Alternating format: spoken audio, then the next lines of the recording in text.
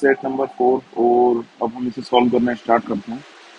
तो set number 4 में अच्छी बात यह है कि ये थोड़ा सा सिंपल है और अगर ऐसा सेट आता है एग्जाम में तो हमें जरूर करना चाहिए, जल्दी भी हो जाएगा।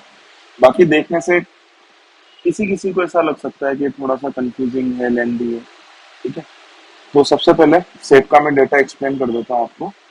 तो ये कह रहा है 4 बॉक्सेस हैं, बॉक्स 1, बॉक्स 2, बॉक्स 3, बॉक्स 4।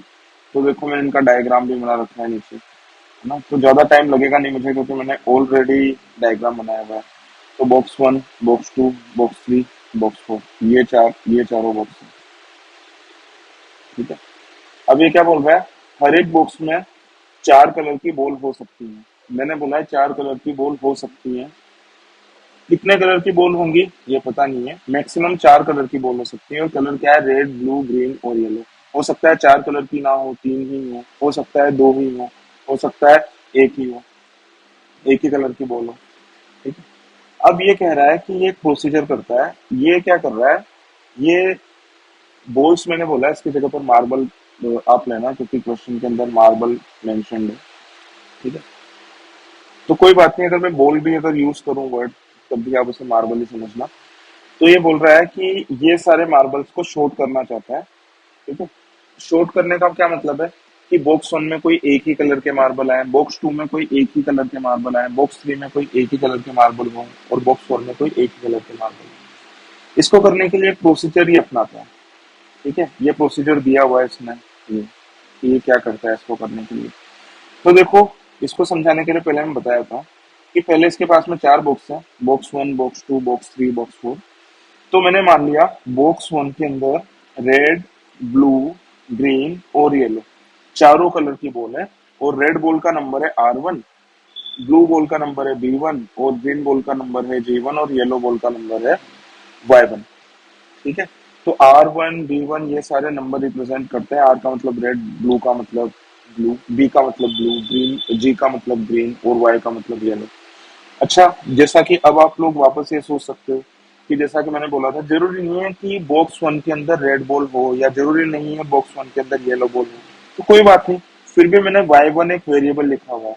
अगर नहीं होगी तो Y1 को हम क्या मान लेंगे, 0 मान लेंगे। ठीक है, आगे बात समझना। तो देखो, ये किस तरीके से शॉर्ट करता है, इसका काम क्या है। इसका काम ये है कि बॉक्स 1 में अगर रेड बॉल होनी है, जैसे कि इसने डिसाइड कर रखा है कि बॉक्स 1 में इसको क्या चाहिए, रेड बॉल चाहिए। ठीक है, जो मैंने सबसे पहले नंबर पर लिख रखी है, बॉक्स 1 में इसको यही बॉल चाहिए। बॉक्स 2 में इसको केवल यही बॉल चाहिए, बाकी तीनों टाइप की बॉल इसको निकालनी है। बॉक्स 3 के अंदर इसको एक ग्रीन बॉल ही चाहिए, बाकी तीनों बॉल इसको निकालनी है। और बॉक्स 4 के अंदर केवल इसको येलो बॉल ही चाहिए और बाकी सारी बॉल्स इसको निकालनी है। निकालने का क्या मतलब है, जैसे बॉक्स 4 के अंदर इसको येलो बॉल ही चाहिए, तो रेड बॉल ये कहाँ पर डालेगा, ये यहाँ पर डाल देगा। ब्लू बॉल कहाँ पर डाल देगा, यहाँ पर डाल देगा। ग्रीन बॉल इसके अंदर डाल देगा। ठीक है, तो ये इसका काम है। अच्छा, अब ये काम ये कर कैसे रहा है, मैं बता देता हूँ आपको कैसे कर रहा है।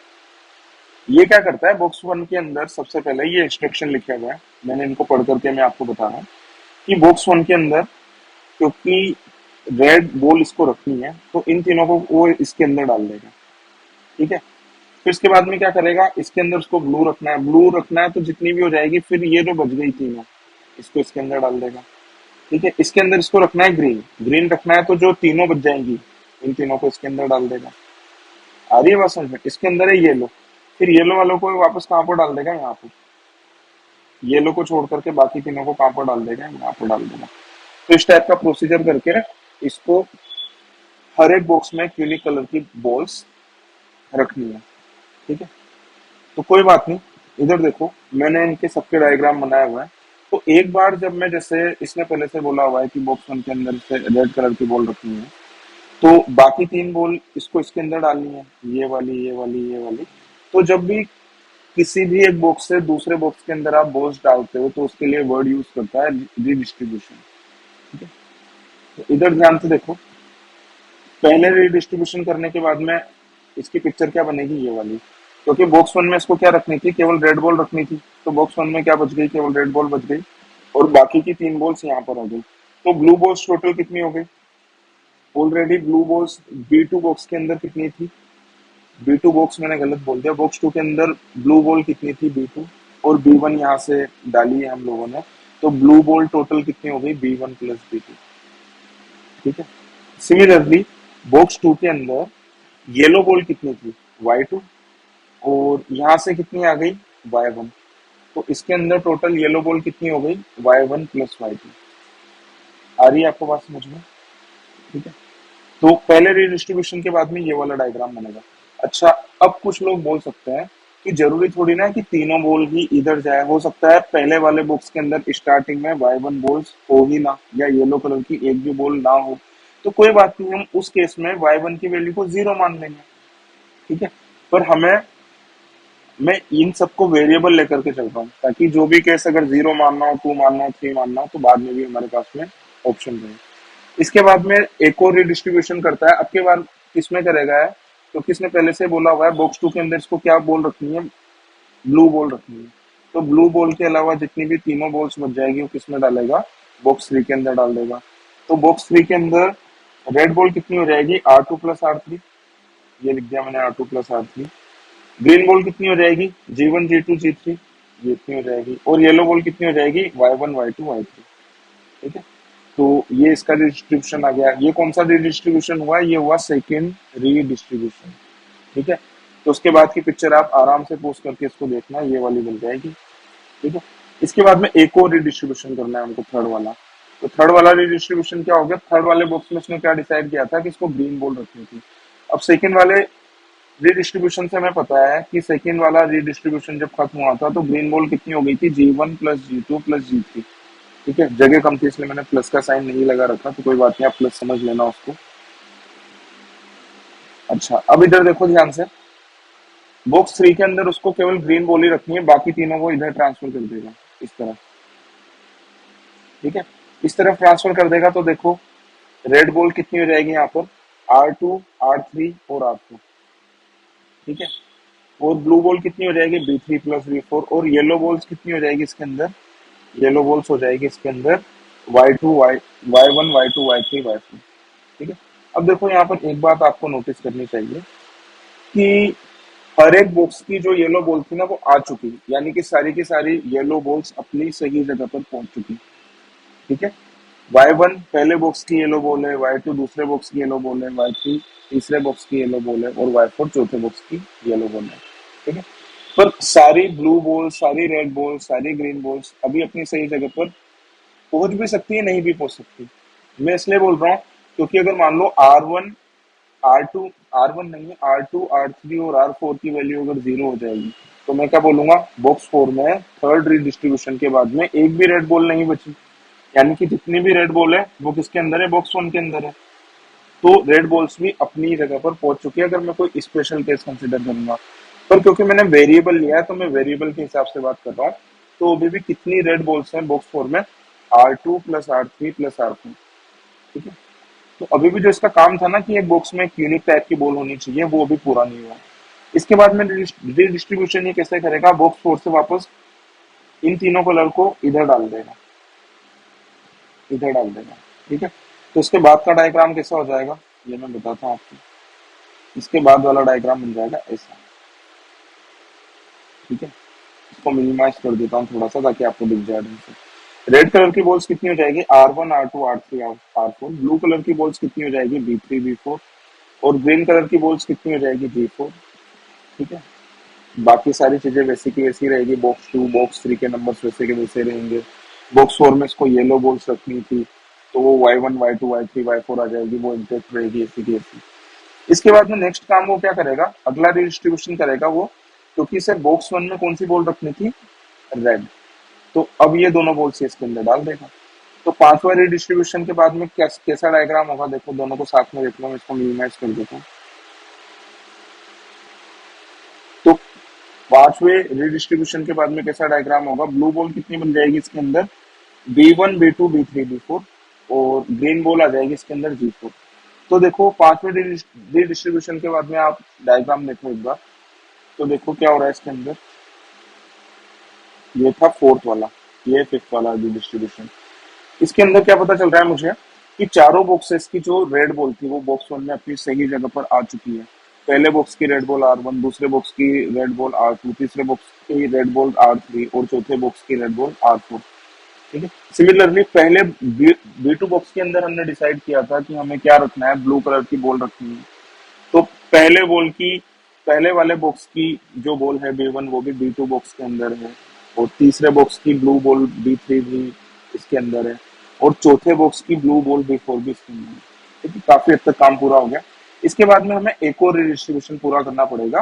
तो ब्लू वाली तो मैं इसके अंदर डालूंगा नहीं, क्योंकि पहले से डिसाइड किया हुआ है, इसमें क्वेश्चन के अंदर लिखा हुआ है कि बॉक्स 2 के अंदर इसको कौन सी बॉल रखनी है, ब्लू कलर की बॉल रखनी है, बाकी सारी बॉल्स को इसको आगे शिफ्ट करना है। तो मैं इसको यहाँ पर शिफ्ट कर दूंगा।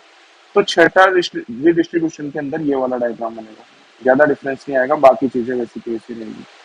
ठीक है, आगे आपको बात समझ लो। तो ये सारे के सारे डायग्राम बन जाएंगे। तो ये पूछ रहा है कि कितने हमें रिडिस्ट्रीब्यूशन करने पड़ेंगे जिससे हमारा काम सोल्व हो जाए। ठीक है, तो कितने करने पड़ेंगे हमें, 6। ठीक है। अच्छा, इस वाले आंसर के अंदर एक गलत बात है, ये आंसर पूरे तरीके से ठीक नहीं है कि हमें हमेशा 6 रिडिस्ट्रीब्यूशन करने पड़ेंगे। मैं बताता हूँ क्यों। एक बार मैं चाहता हूँ कि आप सारे के सारे डायग्राम दोबारा से देख लें कि स्टार्टिंग में क्या कंडीशन थी, फिर उसके बाद में क्या होगा। ये थी स्टार्टिंग वाली कंडीशन, पहले रिडिस्ट्रीब्यूशन के बाद में ये हुआ।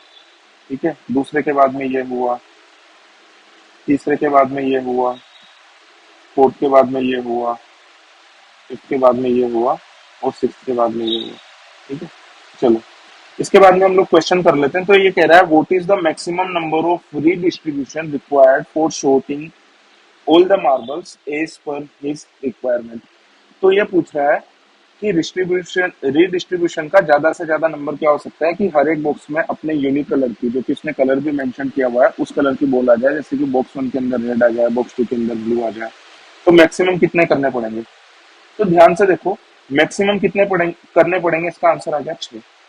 तो इसका कोई मिनिमम मिनिमम आंसर भी हो सकता है क्या कि मिनिमम कितने रीडिस्ट्रीब्यूशन करने पड़ेंगे जिससे कि हर एक बॉक्स के अंदर अपने यूनिक कलर की बॉल आ जाए जो कि प्री डिसाइडेड है। तो जवाब है बिल्कुल हाँ। कैसे। तो ये ऐसे पॉसिबल है, हम अगर ये मान लें इसके अंदर कि स्टार्टिंग की कंडीशन ही यही थी कि बॉक्स 1 के अंदर कुछ था ही नहीं, केवल और केवल रेड बॉल ही थी। बॉक्स 2 के अंदर था ही कुछ भी नहीं था स्टार्टिंग में, बाकी के 3 कलर की बॉल थी नहीं, है ना। R2 G2 और Y2 जीरो हो जाएगा। बॉक्स 3 के अंदर G3 की वैल्यू थी, Y3 भी जीरो था, B3 भी जीरो था, और R3 भी जीरो था। और बॉक्स 4 के अंदर G4 जीरो था, R4 भी जीरो था, और B4 भी जीरो था। तो अगर ये वाली कंडीशन है, तब हमें कितने रीडिस्ट्रीब्यूशन करने पड़ेंगे बॉल्स को शॉर्ट करने के लिए। बॉल्स को शॉर्ट करने का मतलब फिर से बता रहा हूँ, बार बार मैं रिपीट कर रहा हूँ कि बॉल बॉक्स 1 के अंदर रेड कलर की बॉल, बॉक्स 2 के अंदर ब्लू कलर की बॉल, बॉक्स 3 के अंदर ग्रीन कलर की बॉल, और बॉक्स बॉक्स 4 के अंदर येलो कलर की बॉल। तो इसका जवाब है एक भी नहीं करना पड़ेगा, 0। आगे बात समझ में। ठीक है, तो इसलिए बोल रहा है मैक्सिमम कितने करने पड़ेंगे।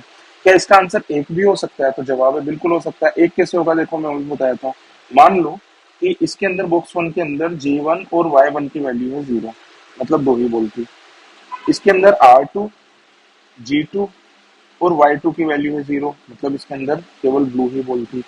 इसके अंदर R3 की, B3 और G3 की वैल्यू है, G3 की नहीं, Y3 की वैल्यू है 0, इसके अंदर मतलब पहले से ग्रीन बॉल थी। और इसके अंदर R4 B4 और G4 तीनों की वैल्यू 0 थी, मतलब ऑलरेडी इसके अंदर कौन सी कलर की बॉल थी, येलो कलर की बॉल थी। तो ये वाला काम करने के लिए मुझे कितने रीडिस्ट्रीब्यूशन करने पड़ेंगे, केवल एक। आप यहाँ से यहाँ पर डाल दो, तो पहले वाले बॉक्स में रेड हो जाएगी, दूसरे वाले में ब्लू हो जाएगी, तीसरे वाले में ग्रीन, और चौथे वाले में येलो हो जाएगी ऑलरेडी। तो डिपेंड किस पर करेगा कि नंबर्स कौन कौन से जीरो हैं स्टार्टिंग में और कौन कौन से नहीं है। तो हमने मान लिया कोई भी जीरो नहीं है, कोई भी जीरो नहीं है, तो हमें पता चली गया कि कितने रिडिस्ट्रीब्यूशन करने पड़ेंगे हमें, first second third fourth fifth और सिक्स। मतलब अगर कोई भी नंबर जीरो नहीं है, R1 R2 R3 R4 B1 B2 B3 B4 G1 G2 G3 G4 Y1 Y2 Y3 Y4, तो मैक्सिमम कितने रिडिस्ट्रीब्यूशन के बाद में चारों कलर की बॉल शॉर्ट्स हो ही जाएंगी। तो जवाब है 6। ठीक है, तो इसका आंसर आ जाएगा 6। आसान सवाल था। इसके बाद में देखो, इसके बाद में बोल रहा है if the number of marbles in box 1 after the third redistribution is same as that after the fourth redistribution, how many of the following statements must be true।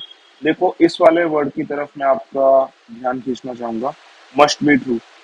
ये यहाँ पर इस वाले शब्द से काफी सारे क्वेश्चंस गलत करवा देते हैं।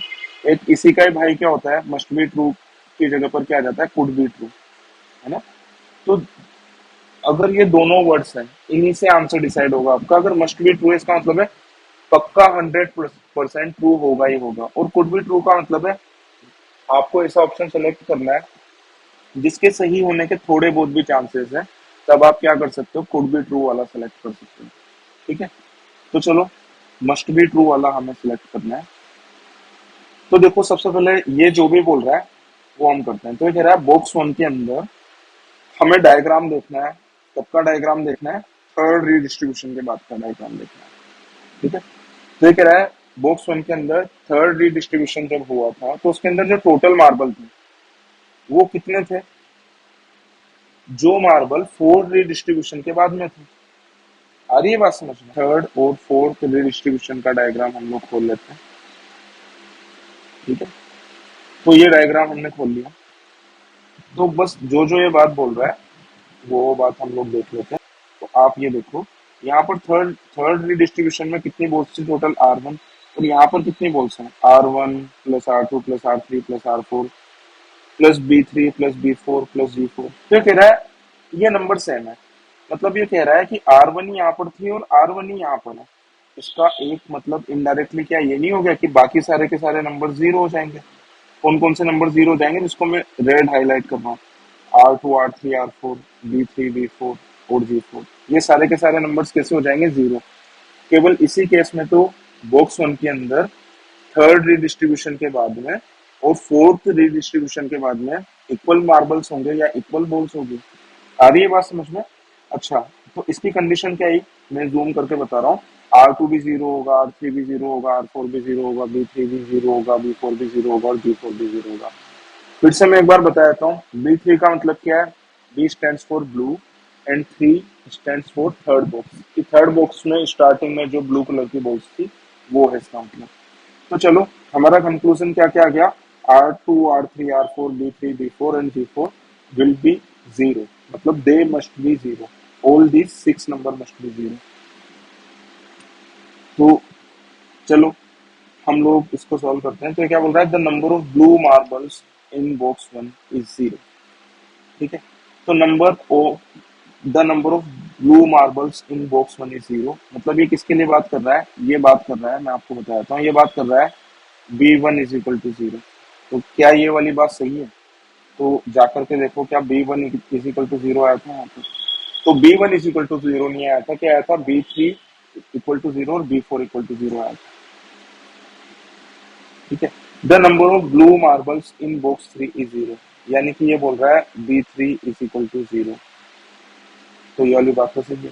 ये बोल रहा है the number of green marbles in box four is zero, यानी कि ये बोल रहा है G4 is equal to zero. ठीक है, अच्छा ये इनके इनिशियल नंबर के बारे में बात कर रहा है। अगर आप थोड़ा बहुत भी कंफ्यूजन हो जाओ तो देखो ये वाला वर्ड करो कि कौन सी बात मार्बल्स के बारे में ठीक है और मार्बल्स कौन से, initially, marbles in the boxes initially. तो थर्ड वाला स्टेटमेंट भी ठीक है, G4 भी जीरो है यहाँ पे। फिर से मैं आपको डायग्राम दिखा देता हूँ, ये रहा। ठीक है, इसके बाद में फोर्थ वाला स्टेटमेंट क्या है, फोर्थ वाला स्टेटमेंट है the number of yellow marbles in box two is zero. तो येलो मार्बल्स कितने आ जाएंगे इसके अंदर, Y2 is equal to zero. ठीक है, तो Y2 भी जीरो है क्या, इसको देखो, तो Y2 तो जीरो नहीं है। ठीक है, तो ये हमारा सोल्व हो गया। तो fourth statement could be true but not must be true. अगर कुड बी ट्रू होता ना तो हम लगा देते इसको भी, बाकी मस्ट बी ट्रू नहीं है।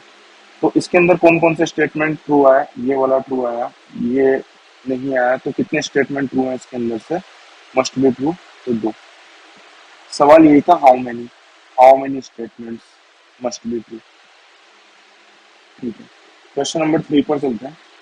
ये बोल रहा है if Kiran was able to sort all the marbles as per his requirement after exactly 5 redistribution, which of the following must be true। फिर से ध्यान से देखो, ये वाला वर्ड बड़े काम का, इसको हमेशा नोट किया करो। मस्ट बी ट्रू और कुड बी ट्रू आने से आपके सवाल गलत हो सकते हैं। तो ये कह रहा है कि जब पांचवा रिडिस्ट्रीब्यूशन हुआ था तभी सारी बॉल शॉर्ट हो गई थी। इसका क्या मतलब है कि पांचवें रिडिस्ट्रीब्यूशन के बाद में ही पहले बॉक्स में सारी की सारी जितनी भी बॉल्स थी वो ब्लू थी, दूसरे ब्लू नहीं रेड थी, मैंने गलत बोल दिया। दूसरे बॉक्स में कितनी थी, कौन सी बॉल थी, सारी की सारी ब्लू थी। ठीक है, तो ये कह रहा है जब पांचवा रिडिस्ट्रीब्यूशन हुआ था उसी के बाद में सारी की सारी बॉल्स शॉर्ट हो गई थी। इसका क्या ये मतलब नहीं है कि पांचवें रिडिस्ट्रीब्यूशन के बाद में इस बॉक्स में जो ग्रीन कलर की बॉल्स बची है ये जीरो थी, यानी कि G4 की वैल्यू हमें कितनी लेनी थी, जीरो लेनी थी। ठीक है, तभी तो खत्म होगा, वरना तो इसको एक और रिडिस्ट्रीब्यूशन लगेगा। अगर G4 की वैल्यू अगर एक भी है तब तो इसको एक और रिडिस्ट्रीब्यूशन लग जाएगा सारी की सारी बॉल्स शॉर्ट करने में। ठीक है, तो G4 की वैल्यू क्या हो जाएगी, जीरो। तो इससे रिलेटेड हम लोग ऑप्शन ढूंढते हैं। तो बोल रहा है there are no blue marbles in box two. तो ये कह रहा है कि मस्ट बी ट्रू बोल रहा है कि बॉक्स टू के अंदर कोई ब्लू मार्बल था ही नहीं, यानी कि B2 की वैल्यू जीरो थी, पता नहीं क्या नर्स है। ठीक है, जैसे आपको ये वाली बात दिख रही होगी there are no green marbles in box four, यानी कि G4 is equal to zero, तो सीधा यही आंसर है। बाकी के आंसर ऑप्शन आप चेक कर लेना, बिल्कुल आसान सा है ये। ठीक है, अच्छा, ऑप्शन ए के बारे में क्या बोल सकते हैं। Option A could be true but not must be true. बाकी ऑप्शन डी जो है दिस मस्ट बी ट्रू। ठीक है, आ रही है आपको बात समझ में। अगर मान लो G4 को अगर मैं जीरो नहीं मानूंगा तो इसका काम खत्म नहीं होगा। काम क्या था कि बॉक्स वन में रेड कलर की बॉल ही रखना, दूसरे कलर की नहीं। बॉक्स टू के अंदर ब्लू कलर की ही बॉल रखना, दूसरे कलर की नहीं। बॉक्स थ्री के अंदर ग्रीन, बॉक्स फोर के अंदर येलो। अगर G4 जीरो नहीं है तो पांचवें रीडिस्ट्रीब्यूशन में उसका काम खत्म होगा ही, एक और उसको रीडिस्ट्रीब्यूशन करना ही पड़ेगा। ठीक है, इसके बाद में question number 4, if the total number of marbles in the box three after the second redistribution. तो ध्यान से देखो, बॉक्स थ्री के अंदर किसके बाद में देखना है, सेकेंड के बाद में। ये कह रहा है ये उतने ही है जितने की total number of marbles in box four after the third redistribution. ठीक है, तो थर्ड के अंदर आफ्टर सेकेंड रीडिस्ट्रीब्यूशन और फोर्थ के अंदर आफ्टर थर्ड रीडिस्ट्रीब्यूशन। तो मुझे कौन कौन सा डायग्राम देखना है, आफ्टर सेकेंड रीडिस्ट्रीब्यूशन और आफ्टर थर्ड रीडिस्ट्रीब्यूशन। तो चलो हम लोग डायग्राम देखते हैं, कौन कौन सा डायग्राम हम लोग देखेंगे, सेकेंड रीडिस्ट्रीब्यूशन का और थर्ड रीडिस्ट्रीब्यूशन का। ठीक है, चलो हम लोग डायग्राम पर चलते हैं। ये आ गया डायग्राम।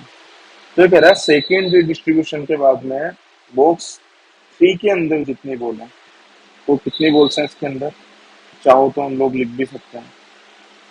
इसके अंदर कितनी बॉल्स हैं, R2 plus R3 plus B3 plus G1 G2 G3 plus Y1 Y2 Y3। ठीक है, इसके लिए मैं कलर चेंज कर लेता हूँ। ये किसके बराबर है, बॉक्स फोर के अंदर आफ्टर थर्ड रीडिस्ट्रीब्यूशन। तो ये किसके बराबर है, ये बराबर है R2 R3, प्लस का साइन नहीं लगा रहा हूँ बीच में क्योंकि जगह थोड़ी सी कम है मेरे पास में, प्लस ही कंसीडर करना है उसको। B3 B4 G4 और Y1 Y2 Y3 और Y4। तो देखो जहां जहां पर भी मैं रेड से हाईलाइट कर रहा हूँ ना, ये दोनों बराबर है, ब्लैक वाले और ब्लू वाले नंबर्स बराबर हैं, तो मान लेना क्यों कट गए। तो देखो R2 और R3 तो देखो कट रहे हैं यहाँ से, आ गई बात समझ में। B3 भी कट रहा है यहाँ से। ठीक है, G4 भी कट रहा है यहाँ से, पर G4 है नहीं यहाँ पर। इसके बाद में Y1 Y2 Y3 भी कट रहे हैं, Y1 Y2 Y3 भी कट रहे हैं। और भी कुछ कट जाएगा तो, और तो कुछ भी नहीं कटेगा। तो हमारा आंसर क्या आ गया, G1 plus G2 plus G3 is equal to R4 plus B4 plus G4 plus Y4। अगर आप ध्यान से देखो तो ये सारी चीजें क्या है, R4 B4 G4 और Y4, क्या ये स्टार्टिंग की बॉक्स फोर की सारी बॉल्स का सम नहीं है। R4 स्टार्टिंग में फोर्थ बॉक्स में रेड कलर की बॉल्स का नंबर था, B4 स्टार्टिंग में ब्लू कलर की बॉल्स का नंबर था, G4 स्टार्टिंग में, ये जी है, 4 की तरह नजर आ रहा है ये आपको, ये जी है, स्टार्टिंग में ग्रीन कलर की बॉल्स का नंबर था फोर्थ बॉक्स में, और Y4 स्टार्टिंग में फोर्थ बॉक्स में येलो कलर की बॉल का नंबर था। तो मैं बोल सकता हूँ कि फोर्थ बॉक्स में स्टार्टिंग में जो टोटल नंबर ऑफ बॉल्स थी वो किसके बराबर है, बाकी के जो 3 बॉक्स हैं उनके अंदर जो ग्रीन बॉल्स हैं उनके सम के बराबर है। तो ठीक है, ऐसा ही कुछ ऑप्शन गिवन होगा, हम देखते हैं इसके अंदर आगे। ठीक है, तो ये बोल रहा है then the total number of marbles initial in the box 4 is equal to, यानी कि किस किस की वैल्यू पूछ रहा है, ये हमसे पूछ रहा है R4 plus B4 plus G4 plus Y4, इसकी वैल्यू किसके बराबर हो जाएगी, तो ये बोल रहा है the number of yellow marbles, तो येलो मार्बल्स की वजह से गलत हो गया है, ये वाला था हमारा ठीक, the number of green marbles in box 1 box 2 box 3। ठीक है, तो इन चारों की वैल्यू किसके बराबर थी, हमने वहां से सॉल्व किया था, और किसके बराबर थी, वो बराबर थी G1 plus G2 plus G3 के बराबर। ठीक है, इस वाले सेट को अगर कुछ भी समझ में ना आया तो दोबारा से देख लेना, मिलते हैं हम लोग अगले सेट में। ठीक है, ओके, बाय।